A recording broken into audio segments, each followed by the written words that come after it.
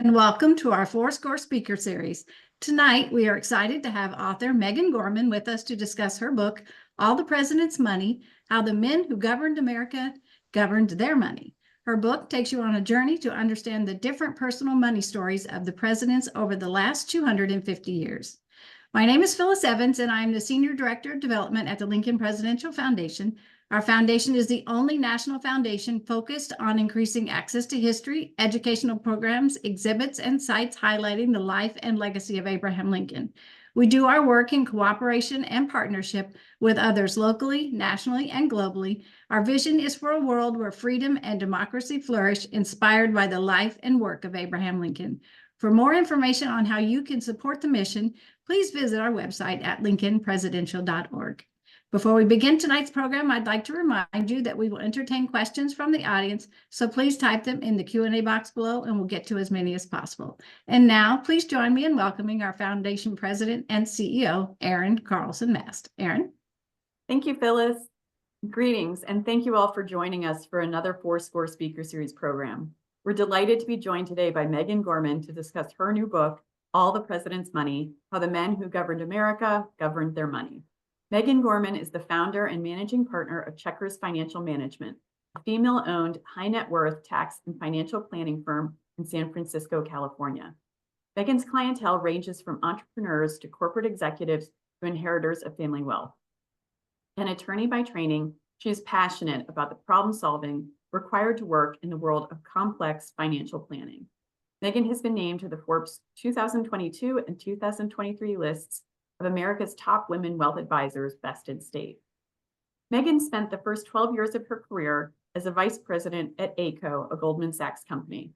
She was also a vice president at BNY Mellon Wealth Management prior to launching her own firm. She has a BA in history from Bryn Mawr College, where President Woodrow Wilson taught for a few years, and a JD from Rutgers School of Law. Previously, she was a senior contributor at Forbes, writing on personal finance and income tax.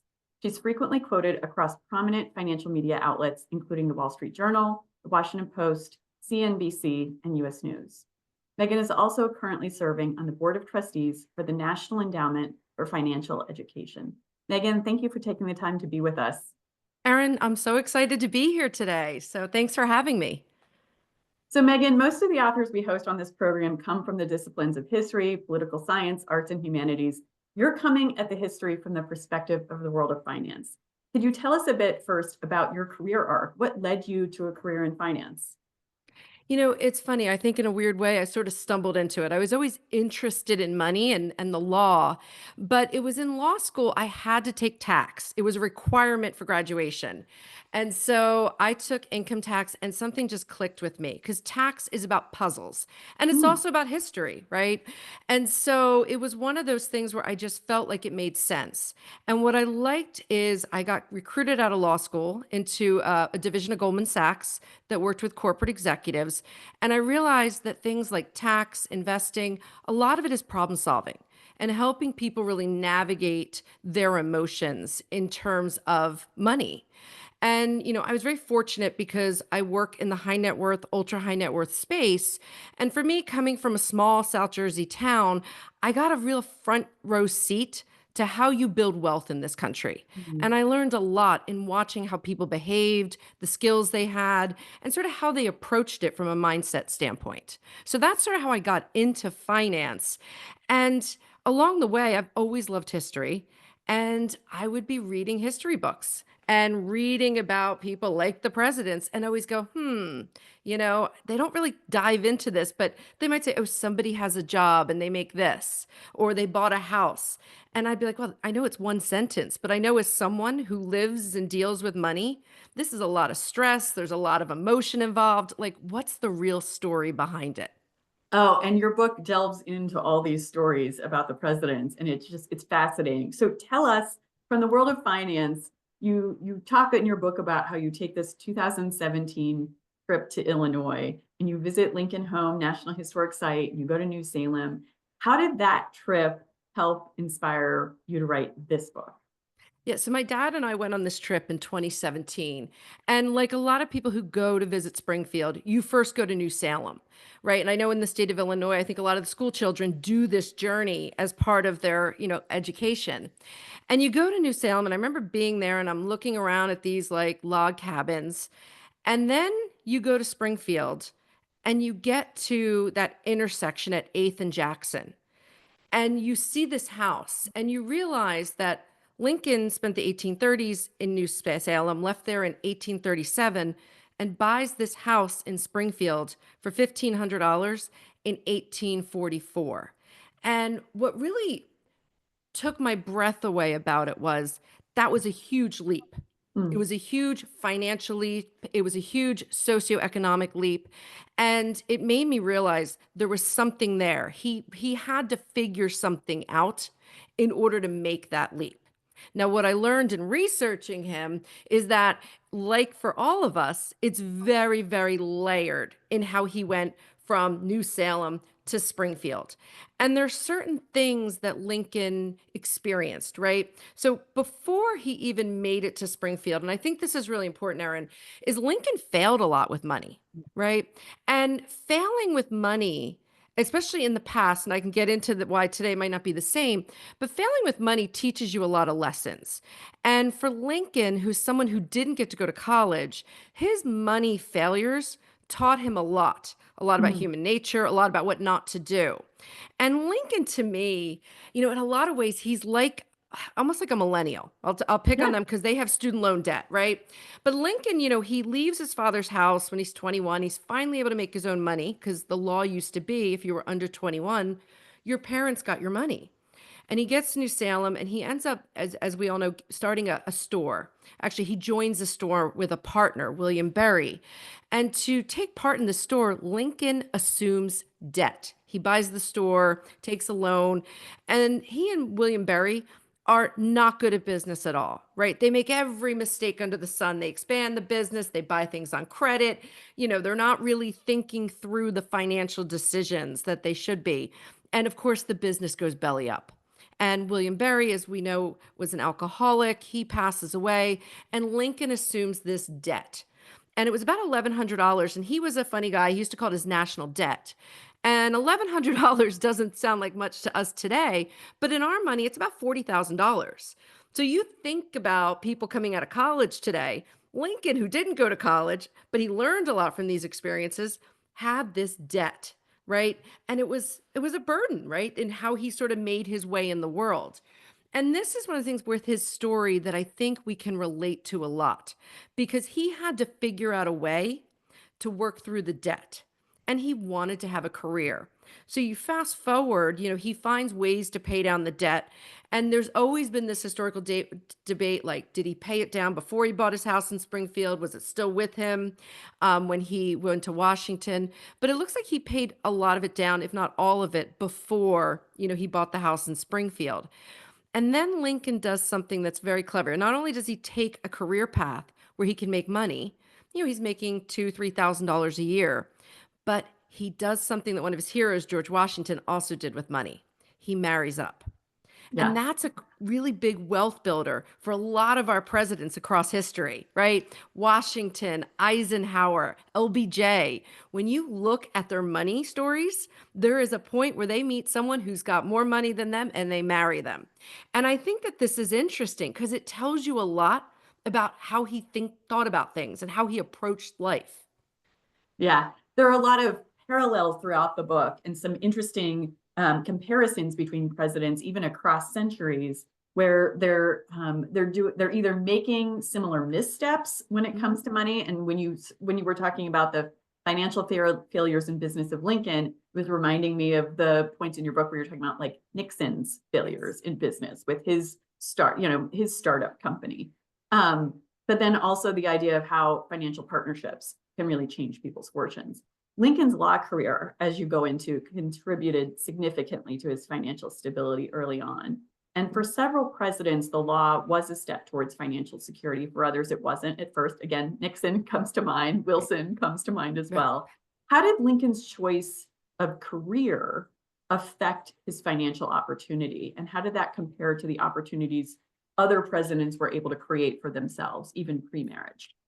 Back then you didn't have to go to law school, right, to go and get to be able to practice law. But Lincoln also benefited from some of the environment that was going on during that time period. So the Panic of 1837, which was, their version of, the 2008 crisis, really reverberated for a number of years throughout the country. And so in his law practice, he did get to touch on things like bankruptcy, and that helped. And how we know this, right? Is one of the amazing things about the documents regarding Lincoln is we actually have the books of his law firm that show the fees that they received. And you could see what they were doing in relation to where they were coming in.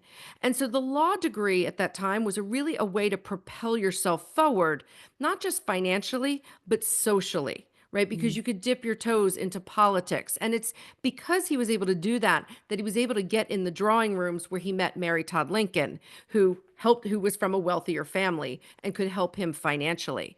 And so those are sort of the ways that Lincoln moved forward, in terms of like taking advantage of the law degree. But Lincoln learned a lot from his mistakes.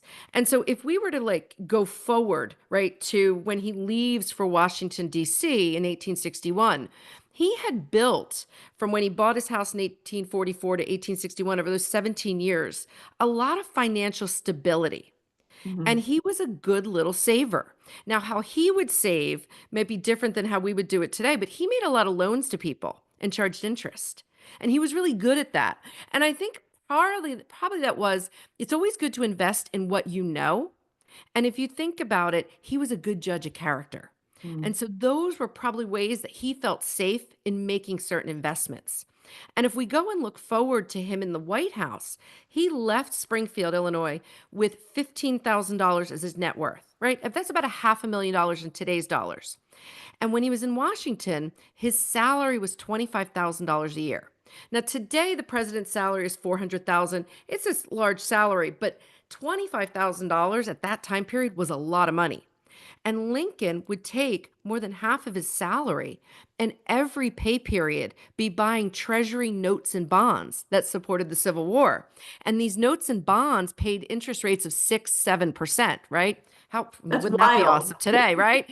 And so what was interesting was he was such a saver that by the time he passed away, tragically, he was worth $85,000 or about $2 million in today's money. So he had built incredible wealth.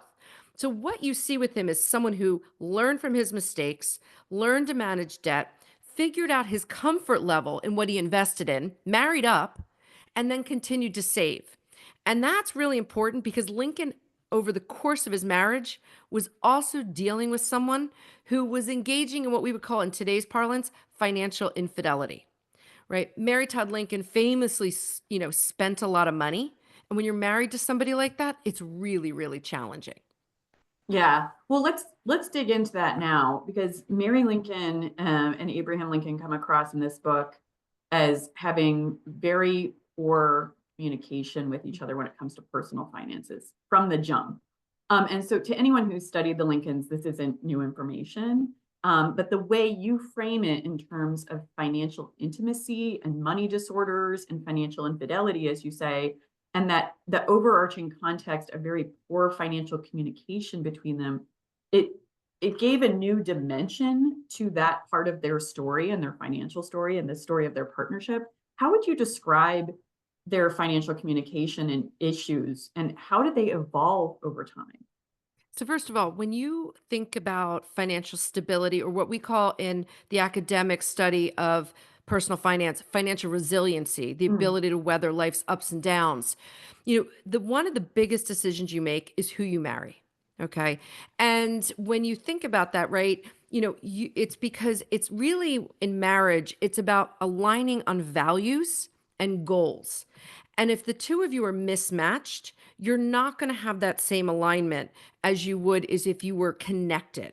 And so the Lincolns struggle with this disconnect over the course of their marriage. And both of them are secretive in a way in their behaviors, right? He's saving, she's spending, and we all know marriages like this, right? And just to propel you forward to another presidential marriage, if we were to go look at a marriage in the 1940s of Ronald Reagan and Jane Wyman, right? Ronald Reagan grows up in Illinois. His father's an alcoholic. The family, oftentimes has to leave town in the middle of the night when he's a child because they don't have the money to pay for rent. But, Reagan learns to budget from his mother. And budgeting is a great way to control anxiety, right? So Reagan, as he propels himself in life, obviously goes to Hollywood, meets Jane Wyman, and both of them came from poor backgrounds. But Jane Wyman, she loved furs and jewelry and the Hollywood lifestyle. And Reagan is the strict budgeter. And they have the same friction, not to the same level that the Lincolns did, but very much a similar issue of they're just disconnected on values and the goals. And it eventually pulls them apart.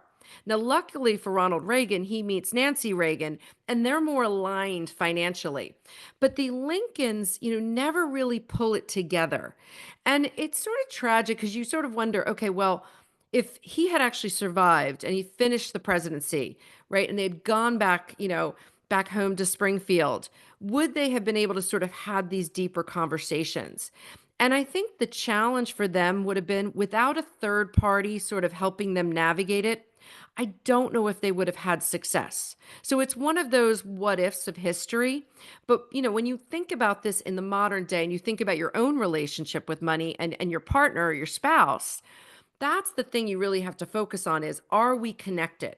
And I always joke that my husband and I, we agree about 90% of the time on money, and 10% of the time there's that element of disagreement. Now, I believe I'm right because I'm in money, but, and that's the thing. You've got to figure out, how do you connect on the 10% that you both come from different places? And for Mary and for Abraham Lincoln, right? They came from different childhoods, different values, different experiences, and they couldn't pull that together. So I think a good contrast, obviously, is the Reagans. The other one that's a great contrast are the Johnsons. Oh my goodness. And the Eisenhowers to some extent too in your book, but your story about the Johnsons in particular was really striking to me because they did come from different backgrounds and different means, but up front, they're acknowledging and communicating about that, and they wind up having a real partnership. And Lady Bird Johnson is just an incredible business whiz. Can you tell the audience a little more about the Johnsons and how they compare? Yeah. So first of all, Mary Todd Lincoln and Lady Bird Johnson have a similar background. Both of them grew up where their mothers passed away when they were very young, and they were in wealthy families. But Lady Bird's father, basically, and her uncle taught her a lot about money because she had an inheritance from her mother. And Lady Bird, went to college. She was very educated and obviously gets swept off her feet in a matter of days by LBJ. But she's from a higher socioeconomic background than LBJ. And what's interesting about Lady Bird is she ends up using her inheritance to buy a radio station. Now, I'm looking at this purely financial. You can go read Robert Cara's book, or there's a lot of political discussion about this radio station.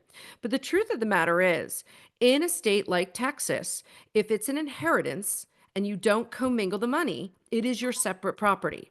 And that was Lady Bird's separate property. Then in the early 1940s, she spent about $17,000 of it on this failing radio station. Now, it was a partnership, and you see it in their letters because they're talking about issues about the building they're in, issues about the employees. How are they going to grow this radio station? And of course, LBJ has connections and so on, so that helps. But that radio station was something that she felt a lot of passion about. And we all know she did those diaries that were recorded. And there's a diary entry the day after John F. Kennedy is killed. And the beginning of the entry talks about what's going on, the discussions about the funeral and so on. But the last paragraph, she talks about the advisors have come in and they're telling her she may have to sell her radio station. And you can tell she's, upset by that because it's become part of her identity of who she is. Now, what ends up happening, Erin, is, as you know, is they end up putting it in a blind trust.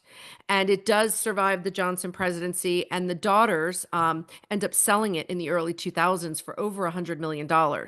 So, Lady Bird and Lyndon Johnson were really well matched and really had similar goals. And you see it in their letters. Yeah. Another couple that comes to mind where they ultimately had a good financial partnership, but there were some disagreements getting to that point because it involved a major shift with the Carters. Yes. And I learned a lot in your book about the Carters. It's just a president and first lady that I didn't know as much about.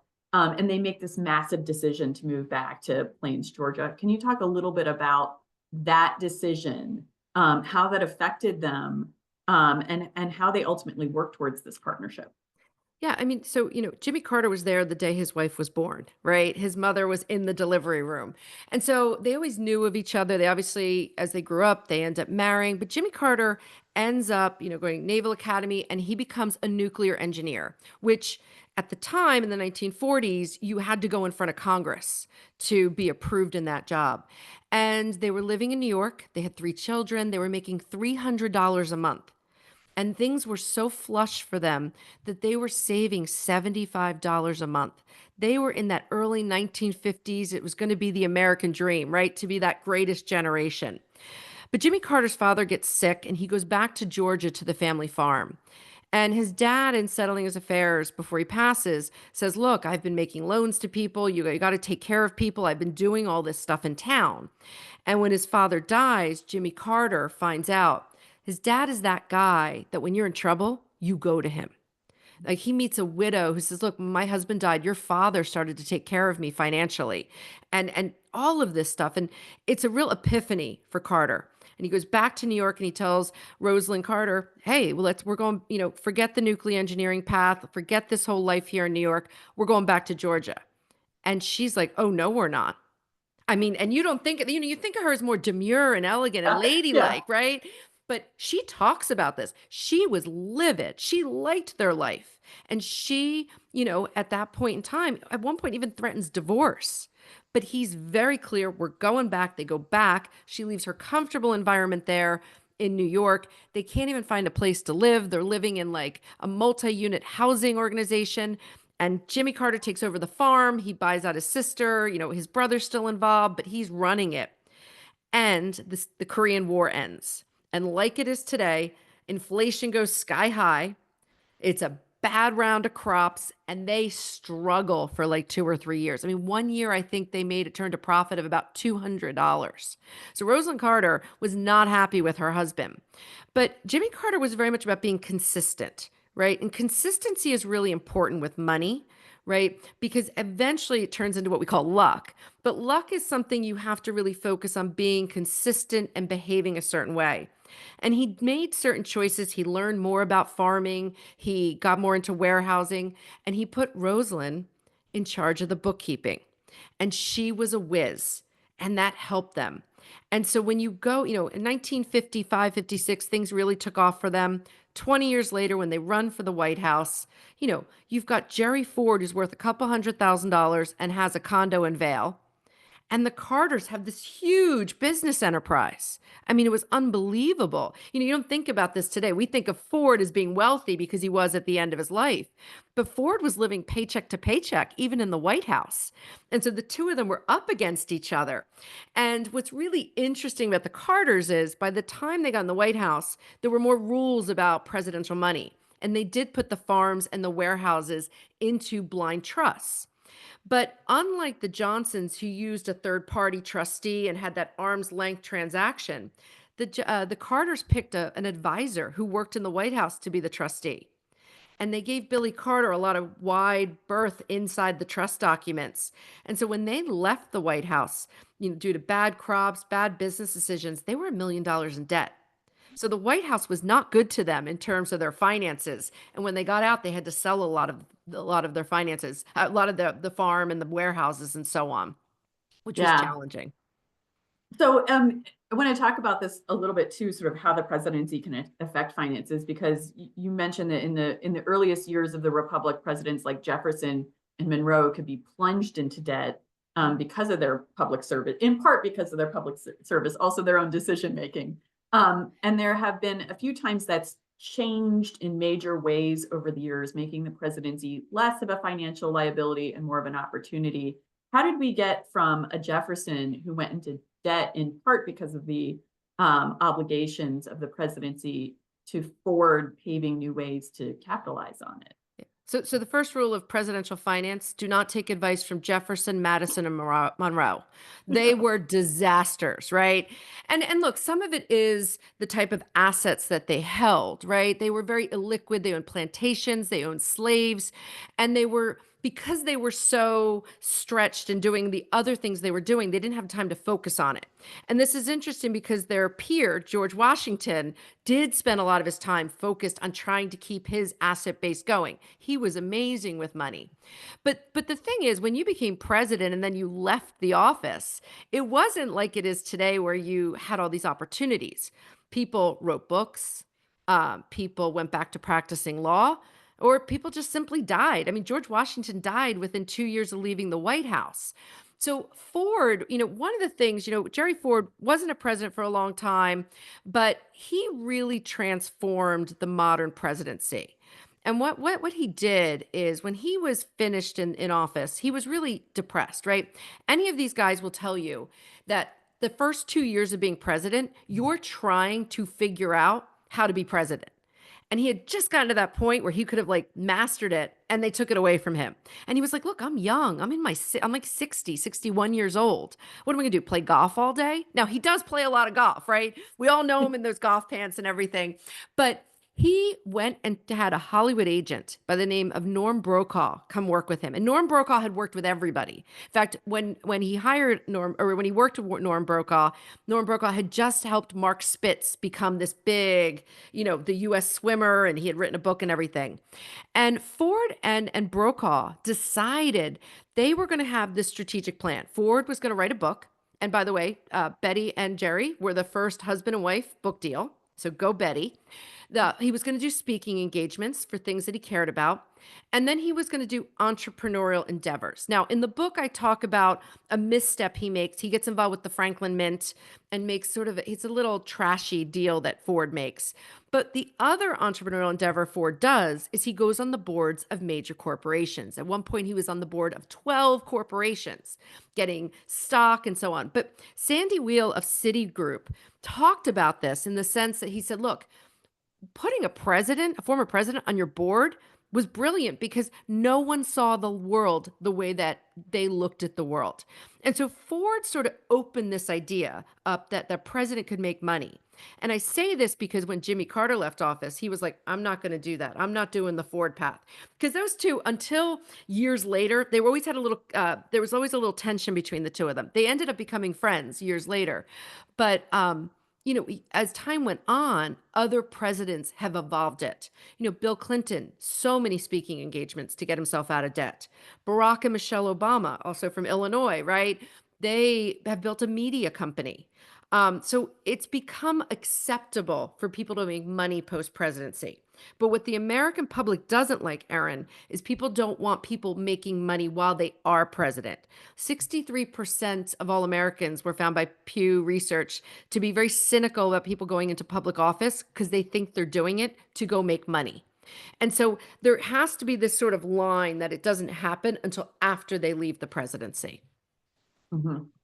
Well, and it also contrasting that your book goes into Coolidge's presidency and how, post-presidency, he was actually invited onto the board of what has become Merrill Lynch, correct? But avoided it. Was that because it wasn't seen as appropriate at the time, or was that Coolidge's own personal, personal rules, or was it more because he was doing that because of the public optics of it? It's funny. It goes to this concept of values and money, right? So Coolidge is an interesting character. He would tell you he was thrifty. That was his word, right?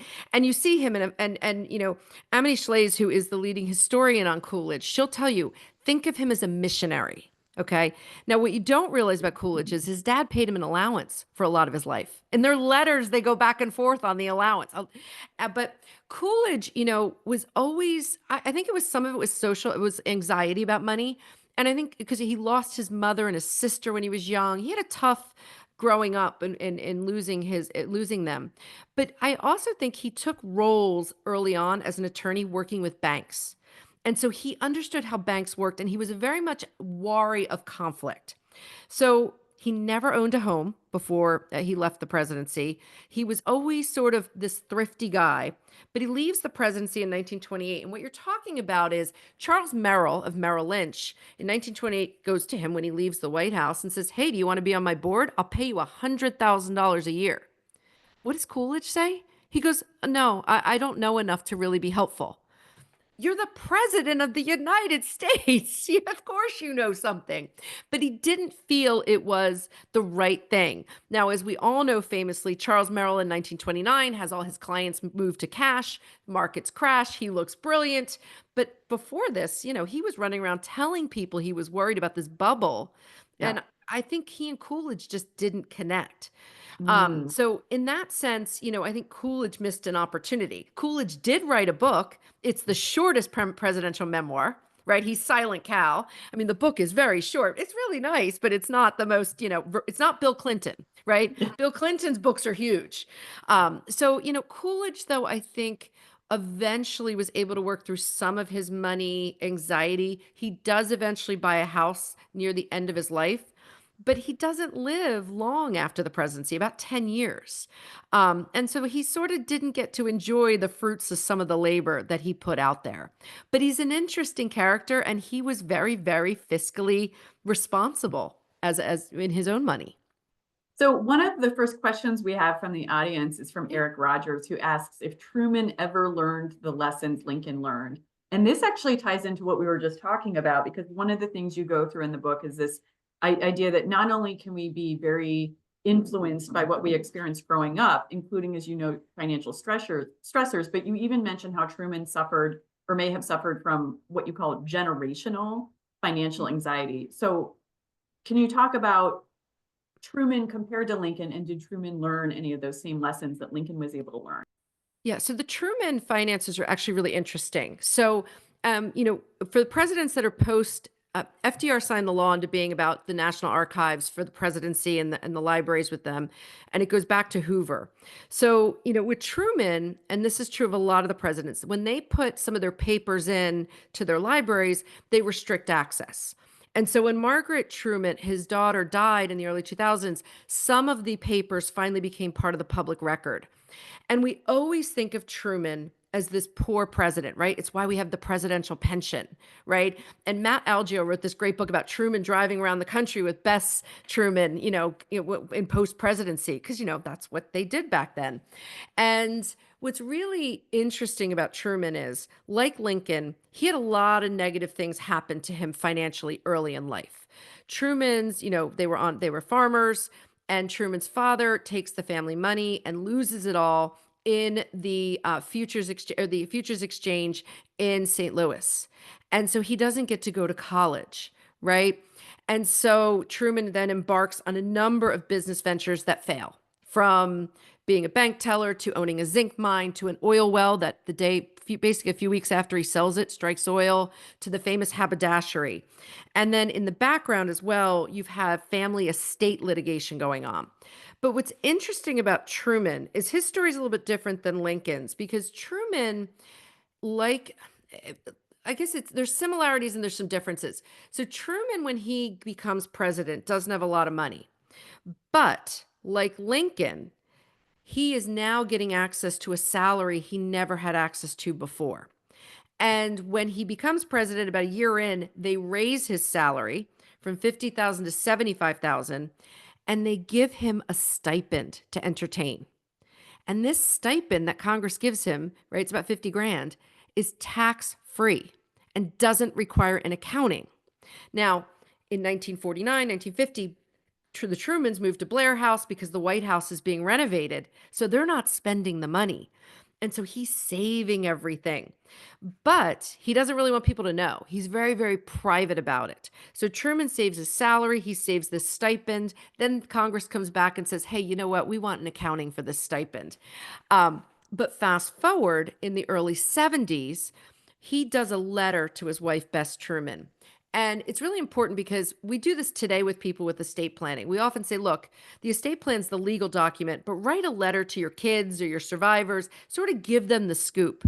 And he does this. And he says in this letter, look, Bess, we have $750,000 in all these bank accounts because I saved our presidential salary and that stipend.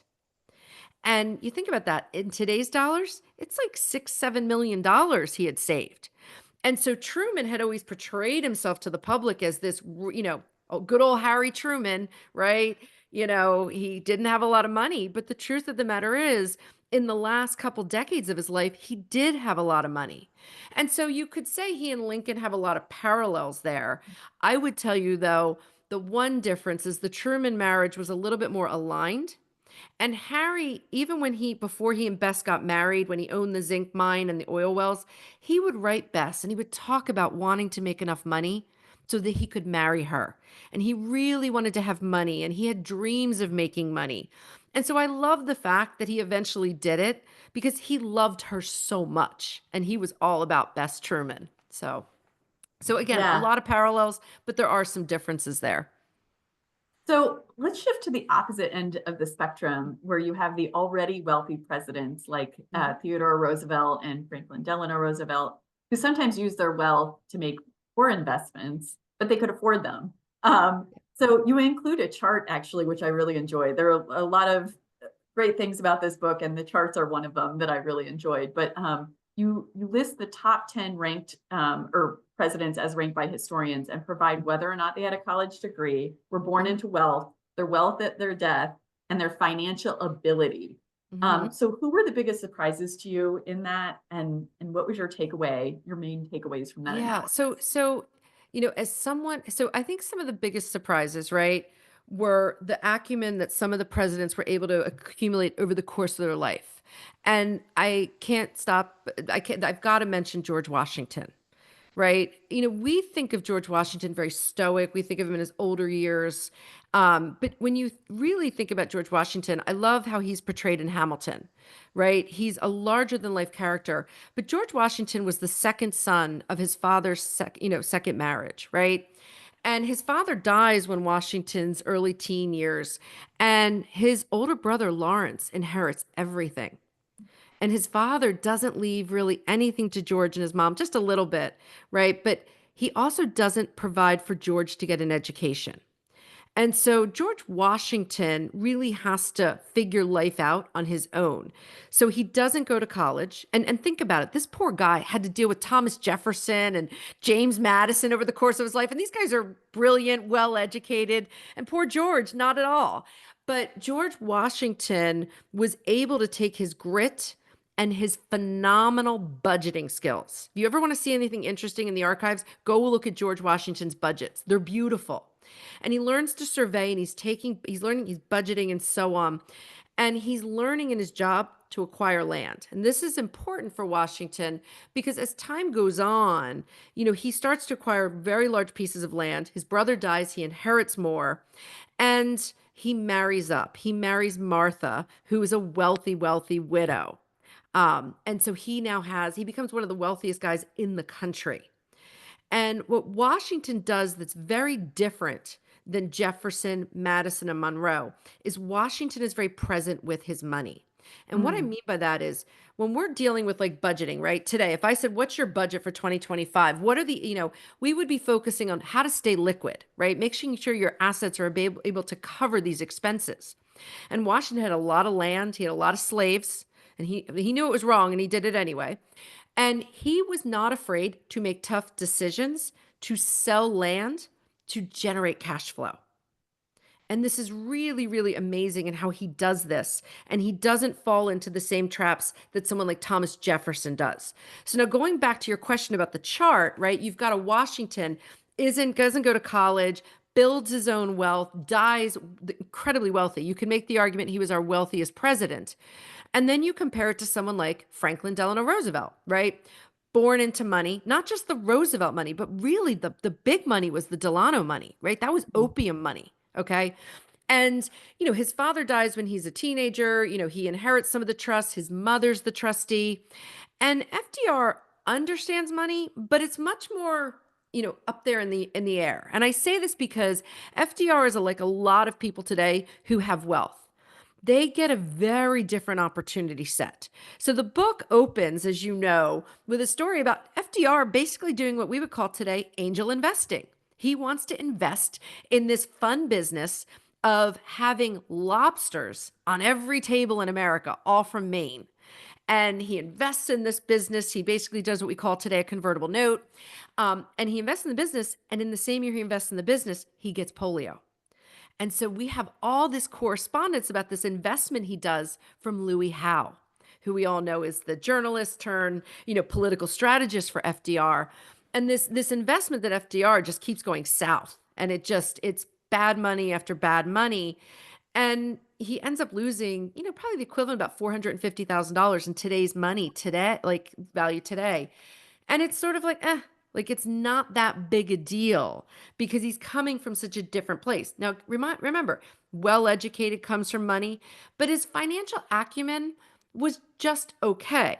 But what's really unique about FDR is even though he wouldn't be the best money manager in the world, he understands how to use money to create impact. And I talk about this in the book, Erin, as you know, which is FDR creates first the Warm Springs Foundation and eventually the National Infant Paralysis Organization, these charities, and using the FDR charisma and finding the right people to be in charge of these charities, because you don't want FDR in charge. He'd give it all away for a bag of magic beans. But he puts the right people in charge. They think about it the right way. They organize the money the right way. And through this, they eventually raise enough money to fund the cure for the polio vaccine. So it's interesting that you could come from different financial backgrounds, different educational backgrounds, different life experiences, and have different money success. And FDR, because of what he was able to achieve with impact, and Washington was able to achieve just acquiring assets, were both successful in very different ways, and yet both aspirational stories. Oh, Erin, you're on mute. The season of giving. So you mentioned FDR's philanthropic impact. And so I want to talk a little bit about presidents that were charitable and philanthropic. And Abraham and Mary Lincoln, actually, a lot of people don't know this, but they were the largest individual donors to the Contraband Relief Association the first year it existed. That was co-founded by Elizabeth Keckley, and it provided relief to refugees, formerly enslaved men, women, and children who fled into Washington, D.C. During the Civil War. But Millard Fillmore, this is for everyone in the audience, you probably didn't know you were going to be getting Fillmore stories, but we've got them for you. He was extremely charitable post-presidency, but you get this sense in the book, and I'd like you to go into this, that was he doing it out of pure philanthropic spirit to restore his image? Was it a way of atoning? Because during his presidency, his signing and enforcement of the Fugitive Slave Act really had a tremendously negative impact on how he was viewed by fellow residents of Buffalo, New York, where he was from. But also just, it had a huge impact on his legacy negatively, that even with all the charitable work he did afterwards, it's still, you bring up the fact that it's still referenced in his obituaries that he had done this horrible thing after listing all the great things he did afterwards. But can you talk a little bit about Millard Fillmore's arc and his charitable impact? Yeah. So when you think about charity, right, and in the modern construct, we focus on three components, right? Intent, the actual tax deduction, which in my book, we talk about Richard Nixon because that's what he wanted. Being And then transactional. impact, Yeah. right? So if you think about FDR, he's about impact with charity.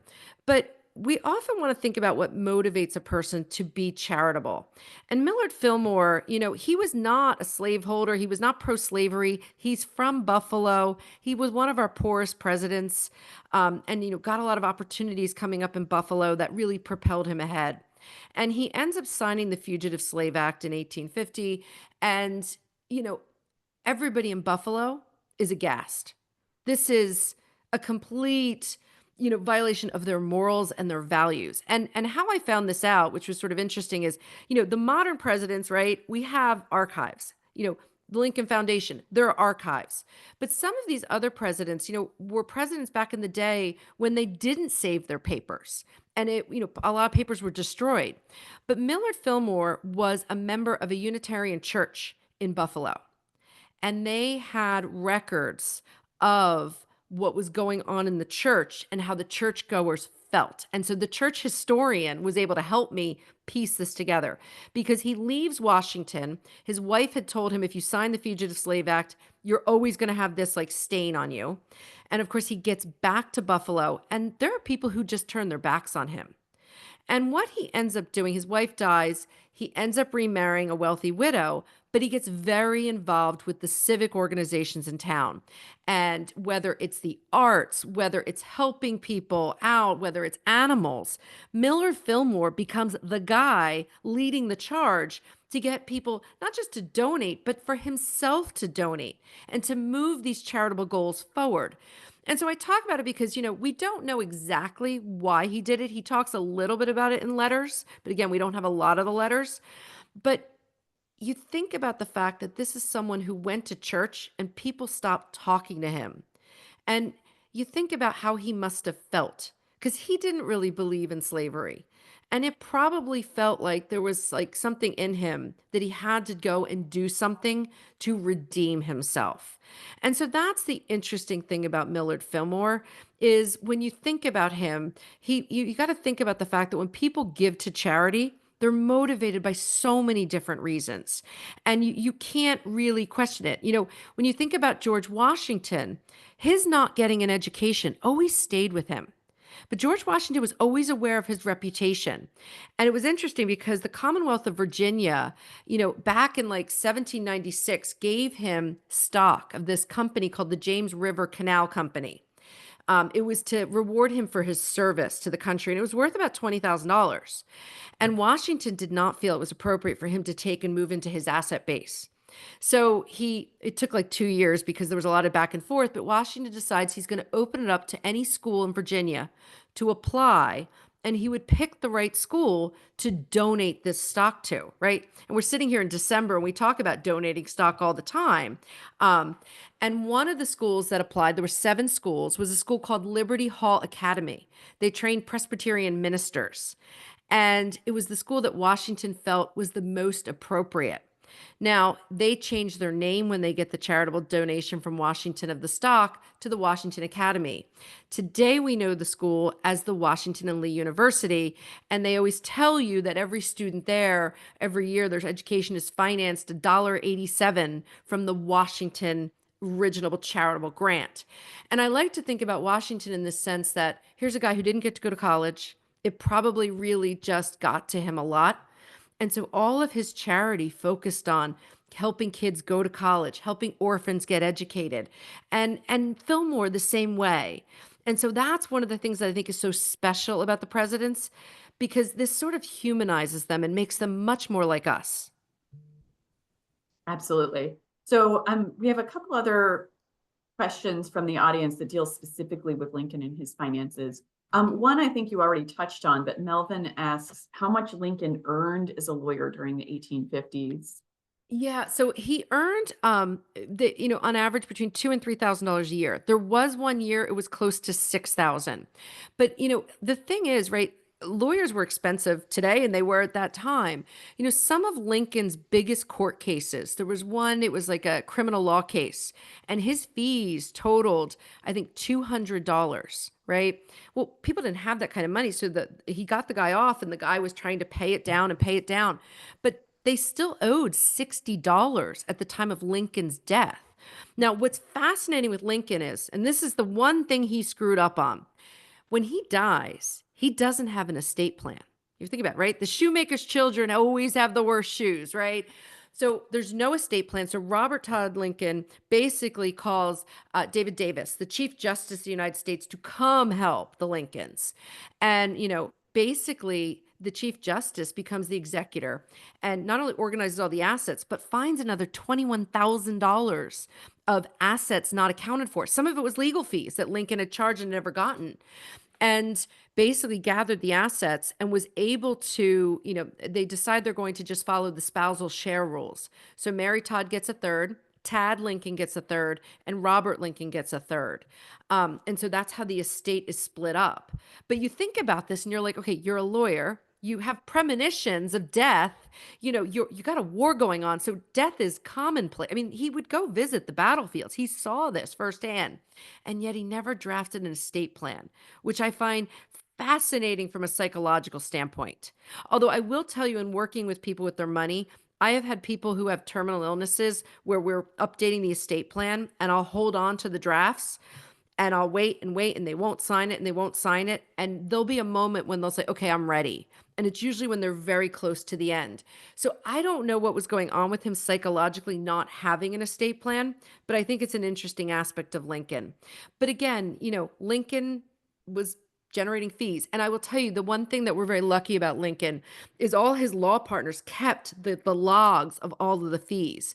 And so Lincoln had two biographers who really focused on his finances. One is William Herndon, his former partner, and one is it is the finances that were put together by by Pratt, I'm sorry, who was a historian, and they go through literally some of his budgets. I mean, it's dry stuff. I mean, I was looking at it, but you can go in there and see what he spent on his groceries, on his household goods. It's sort of wild how much information we have on Lincoln and a lot of the presidents. As another example, when I talked to some of the leading people on Monroe, James Monroe tried to keep a budget and had his grocery lists and so on. He couldn't manage it well. Yeah. So you actually just answered part of another question we Oh. got about Lincoln's financial life and whether he was ever involved in billing disputes with clients or, handled cases on contingency where he had to, and whether how he handled any of those conflicts or money financial issues compare at all with how he managed political disputes. Well, what's really interesting about Lincoln, by the way, we go back to the early part of his life. Lincoln was sued for not paying his bills. There was a court case against him because he bought on credit, and credit was very loose in the 1830s, right? You think about 2005, 6, and 7, leading up to our '08 crisis. In the early 1830s, right, leading up to the Panic of 1837, credit was much looser back then. He bought a saddle and everything on credit and didn't pay for it. And he gets hauled into court and there's a judgment against him. So he understood the push and pull of all of this. And this is the thing, Erin, when I was working on the book that was really striking today, right? Which was in looking at this, you had presidents fail at times, right? Richard Nixon fails at a business I talk about in the book. You've got Lincoln failing at stuff. You've got, different presidents who did. I mean, Teddy Roosevelt made a big mistake in buying land. But the way American finance worked previously in history is we all have all the same financial issues. But today, it's harder to come back from a failure in finance. You can't pivot. And so when you think about today, right, it's this weird thing where the American dream is still there, but it's very hard to access it. And this affordability crisis that we're in today, and by the way, every American knows it. I mean, unless you haven't gone to the grocery store in 3 years, everybody knows it's so expensive today. In Lincoln's time, in Washington's time, in Roosevelt's time, they could fail and pivot and still succeed. Today, if you have a financial failure, it could undo everything. And that's what's really, really hard in looking at the presidential stories and then looking at life today. Yeah, well, and that actually brings up another issue where there's making your own bad financial missteps or something like that. And then there's also being victimized or swindled in a way. And one of our questions from Mark, he wants to know if any presidents were victimized or swindled similar to what happened to Ulysses S. Grant. And you can argue maybe as you do that Grant was putting his trust in the wrong people. But, what do you see through your research in terms of presidents maybe trusting the wrong people financially? Grant trusted the wrong people, right? But Grant, look, you have to remember in any trait that you have, if it's made you successful, right, it also has an inverse to it. Grant was very trusting. But he was a horse whisperer, right? He was amazing with animals, and how he led people in war. Really, he understood something fundamental. But when you think about other presidents, let's take William McKinley, right? Mm, William McKinley obviously tragically dies. He's assassinated.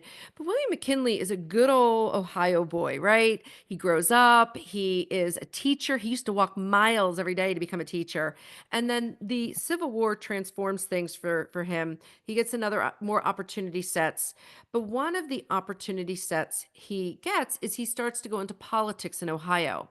And he has a backer who there's loans being taken out, and this backer of McKinley's basically runs off with the money, and it all implodes. And McKinley is sort of burned by this. So a number of them get burned over the course of their lives by people who take advantage. But again, they can go back and pivot, and find a way to succeed. In McKinley's case, obviously he dies in office, and it's tragic, but he was able to rebound from being taken advantage of. Other things that happened to presidents, right? James Madison had a stepson who struggled with mm, addiction, right? Addiction, it's funny, regardless of the point in American history, whether it's George Washington, Abraham Lincoln, Dwight Eisenhower, all the same issues we deal with today, they dealt with back then. And James Madison's stepson mismanaged his property. They had to take mortgage out on it. He caused all this debt. And he struggled with having to maintain everything, and in fact had to sell his papers. Actually, his wife, after Madison dies, Dolly Madison, is basically penniless, and she has to sell his papers to Congress in order to get money to survive. So you see this happen again and again. And what I found in researching the book is the presidents are just like us. They're really dealing with the same issues that we deal with today. yeah. Well, and this book is a must read for anyone who's interested in presidential history, finance, but also I have to say it's a gold mine for presidential trivia. And you mentioned some of my favorite Coolidge trivia bits that come out of this. Also, Eisenhower paying off his wife's ring by winning games of poker. That blew me away. But Hoover, gold mine, that was a bit of a pun on my part. He managed Yes. one of the most successful mines in the history of Australia. And I dare say that reading this book, it comes across very clearly that Hoover is by far one of our most financially expert presidents. Can you talk a little bit about President Hoover and how he managed to be such a financial whiz? So Hoover's awesome, right? And I get asked all the time, who's the wealthiest? Hoover was incredibly wealthy. But what's really important is Hoover understood the impact that wealth can have in helping others. Mm-hmm. He was born a Quaker, right, in Iowa, in West Branch, Iowa. And his father was an entrepreneur. They were in the Quaker community. His mother was a preacher, but his father dies when he's 4. And his mother, luckily, the Western states at that time had better inheritance rights for women. But she lives another 5 years and she dies. And now the Hoover kids are orphans. And his mother had some life insurance. And so they take each of the Hoover kids and they put them with a family member, and they have a financial guardian. And so little Herbert Hoover starts to have to do budgets as a child. And when we look at when you should teach your children about money today, right? You start to learn to count when you're 4 and 5, right? But when you're about 8 or 9, you're learning more like complexity to money. And then when you get to like 10, 11, 12, you're supposed to be learning about budgeting. And he's right on point, learning how to budget, submitting these budgets. And then as a teenager, he becomes a bookkeeper for his uncle's business. And he really taps into financial acumen, incredibly good at it. And he does a couple things over the course of his life that's important. He goes to Stanford, first of all. And by the way, first class at Stanford, pioneer class, guess what the tuition is? 0. but you have to pay your room and board. And so he had a laundry service, he had a paper route. This guy was like, he had all these little side He hustles. was such an entrepreneur. Yeah. But then he graduates from Stanford. And Stanford, in the book, I talk about him and the Stanford football team because he does a lot of his financial magic with them. But when he graduates from Stanford, we're in an economic crisis. Can't find a job. So what does he do? He goes out to the Sierra Nevadas because he's a geologist. And he gets a job in a mine, pushing a cart for $2 a day for 10 hours a day. And the miners are all these Cornish guys. And they're like, who's this college kid? They think he's a nut at first. And then they realize he's really hardworking. And so when they're in the mines, the miners start telling him things. Hey, notice this, notice that. That's how you know what this is. Fast forward, Hoover gets a job as managing a mine in Australia. And he's on a camel half the time on a bike. And it's miserable conditions. But when he's out and about, he hears about this abandoned mine and he goes and he looks at it and he's budgeting, how would this work? And he's looking at the things the Cornish miners taught him in the Sierra Nevadas. And he writes his bosses in London and say, you should buy this mine for $250,000 and I should run it. And they do it. And they strike gold. For 50 years, they take gold out of this mine and he has an ownership interest and they move him onto other mines where he gets ownership interest. So he's so incredibly wealthy. And this is what makes Hoover special. After World War I, he's known in the country as a wealthy guy, amazing budgeter, and he helps manage food supplies to Europe post-World War I to keep them from famine. And then he does it again after World War II. He saves Europe twice. So if you ever go to his house in West Branch, there's a beautiful statue from the people of Belgium thanking him for helping them survive. And it was because he had this financial acumen and he was all about giving back. So presidency was the worst 4 years of his life, but in terms of wealth and building it and then giving back, he is like amazing.